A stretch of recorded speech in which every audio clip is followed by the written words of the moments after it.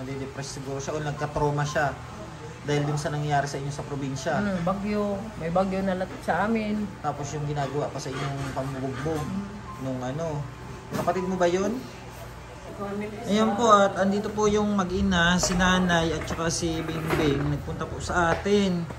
Ayan sila po yung nasa kulungan po ng aso, nakatira. Lamok lugar rin. Ano nay, kamusta kayo? Hindi kami nakatulog basta gabi na. Ang dami lamok. At pinakain na po namin sila. Ano. At ito daw si Bingbing, nasakit ang tiyan. Nasakit na yung tiyan niya, nay? Bing, nasakit na yung tiyan mo, be? Oo daw. Anong klaseng sakit, be? Ako nagkulog ba? Ha? Anong klaseng sakit, be? Nakulog daw. Parang nakulo-kulo? Oo, malaki nga yung tiyan mo, be. Oo.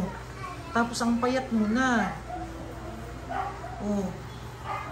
Hindi kayo pinapaalis pa doon? Sabi kasi pinapaalis na kayo doon. Sabi nung may-ari. Nung may-ari ng kulungan ng aso. Hindi naman. Pumunta po sila dito at buti natukoy nila tong ano, itong lugar namin. Oh. Dumaan man sila. Wala na kayong ano doon, pagkain? Wala na nga. Ba't ayaw nyo na lang na umuwi sa probinsya nyo? Para... Sa Pasko nila. Ha? Wala dito sayo sa amin. Sa Pasko na lang? Kaya walang Oh, saya. yan pala si ano, si Bingbing. Tingin kayo na. Anong sabihin mo, be? Para matulungan ka, be, sa ano mo, Sige. sakit mo. Kasi napayat ka na, Bing. Yung bili gamot. Ayan pala ang itsura niya, oh. Nagpakita na, oh. Bili ka gamot. Ha? Oo. Oo daw ko no bili gamot. Magpa-check up, be. Ha? Para malaman ko ano yung sakit mo. Kasi mahirap yan, oh. Nalaki yung tiyan mo, eh. Baka mamaya, ano na yan, eh. Ha? Danay din maliit ang tiyan. Dati hindi ganyan. Hindi eh. Ba't ganyan lumaki na? Parang ano na. Hindi naman siya buntis, di ba? Hindi. Kaya ganyan. Anong klaseng ano be? Kirot? Nakirot ba? Minsan nakakatulog ka naman. Hindi ka nakakatulog sa sakit? Kagabi hindi natulog eh. Sakit. Nakakulog. Kagabi na. Kagabi, hindi siya nakatulog. Dahil sumasakit. Napuyat nga ni Ak. Kagabi. Parang ano pa. Tingin ko nga be. Tawid ka nga be. Parang ano may Tingin ano ka pa sa baga be. Yung ano mo, ganitong balikat mo. Inuubo ka ba?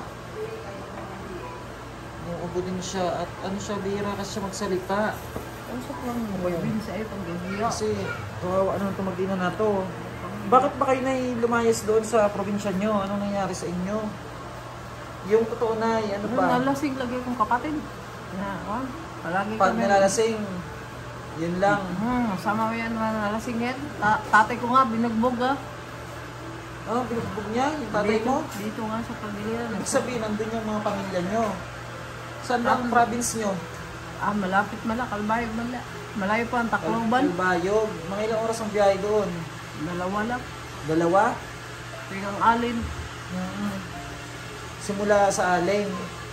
Saan ang Aling? Sa Susugon ba yun? Daanan pa man ang Bicol. Oo. O buti may mga damit kayong ano, nasuot. Hiniram lang, binigay lang ito ni nanay, mga pinotol. Binigay lang sa inyo? Wala kami, mabait si nanay. Wala kami. Yung tiyan ni ano ni Bingbing, oh. Nalaki po ang tiyan niya. Kami kilalagyan ng damit. Yung sabi naman doon ng mga kapitbahay nyo, nananakbo daw yan. Ha? Sa kagad, huwag kami nalumala. Nalakad, alugod, susundan ko pa maano sa sasakyan ba? Oo, hindi kasi maintindihan kung sabi kasi ng mga tao doon, maraming sabi ng mga tao doon. Sa kawad. Sabi na tatakbo daw yan. Kaya nakakatakot, baka mamay mapahamak. Man, aray man. O bakit pala kayo nagpunta dito? Anong sadya nyo? Buti nalaman nyo dito. Anong sadya nyo? Mashallah, sabi na lakad-lak kayo. Kaya inip makaman na dito. Naiinip kayo doon? Malamok kasi doon eh, di ba? Linisag ko, malamig. nakasugat akong kamay. Malamig pa dun sa lugar nyo kasi yung ano nyo, sa labat lang ng mga 2x2, di ba? Palagi nga lang kung susugatan ng paa dito, mauupo kami.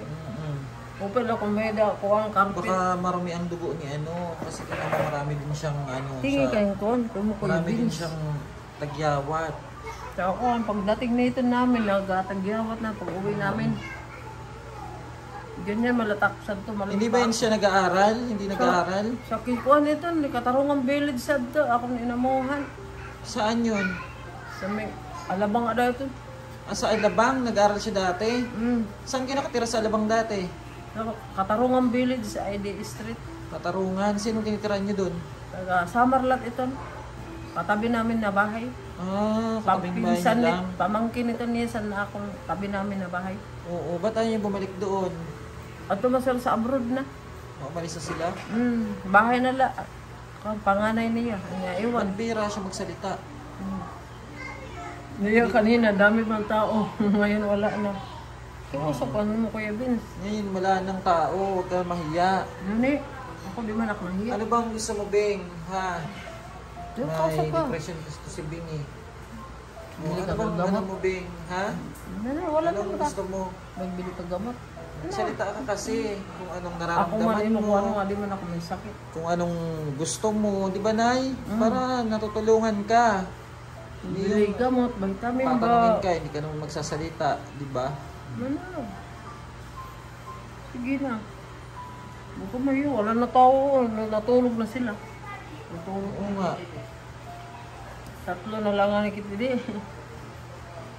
Yung mga ano po sila sa Bisaya. Bisaya yun, Nay, no? Bisaya. Waray, Payat na waray. pala si Bing. Oh, payat Pagkas siya. niya din ni. Mga tukit kunukan na Kuya Vince. Masyal.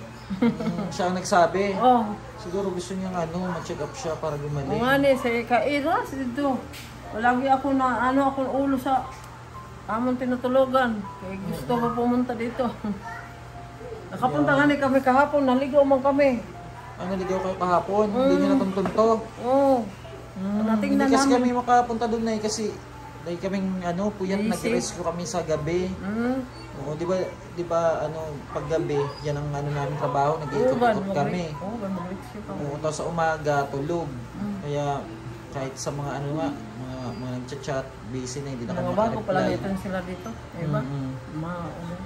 Ito na nakampuyat. Sana si Bing magpa-check up kasi mapa-check upan kasi delikado, bata pa siya. Ilang taon na siya? 20 na yan. 20 na? O 20 years old ka pa lang, Bing. Dapat mag-asikaso para maging maayos yung buhay nyo. Huwag kang manatili sa ganyang estado ng pamumuhay. Kawawa si mama mo. Hindi naman siya natulong na sa ako lalaba. Natulong Rini naman. sa era damuhan. Pero parang may siya na minsan parang may depression siya. Nade-depress siguro siya o nagka-trauma siya. Dahil dun sa nangyayari sa inyo sa probinsya. Bagyo. May bagyo na lahat sa amin. Tapos yung ginagawa pa sa inyong pambubugbog nung kapatid mo ba yun? Oh, grabe naman ang grabe naman ang Matakot. Ato nangyari kami sa sa bayan at natulog. Sa plaza namin. Malayo pa sa amin. Tapos minabuti nyo na rin na pumunta na dito sa Laguna. Kawawa naman itong na to. Sa Maynila, kung dati kami, sabi na akong among tinirahan. Kawawa pala kayo. Ngayon pa, kumain naman na sila katapos lang na kumain. Nabusog naman kayo? At papacheck up natin si Bing para malaman ko yung sakit niya kasi nalobo ang tiyan niya. Ito pong pamilya na to ay dumayo dito sa Laguna dahil sa pamubugbog daw ng kapatid. Kaya napatira sila dun sa kulungan ng aso. Maraming salamat po at ito po yung update natin sa pamilya ni Nanay at kay Bing. At pumasyal po sila dito sa atin.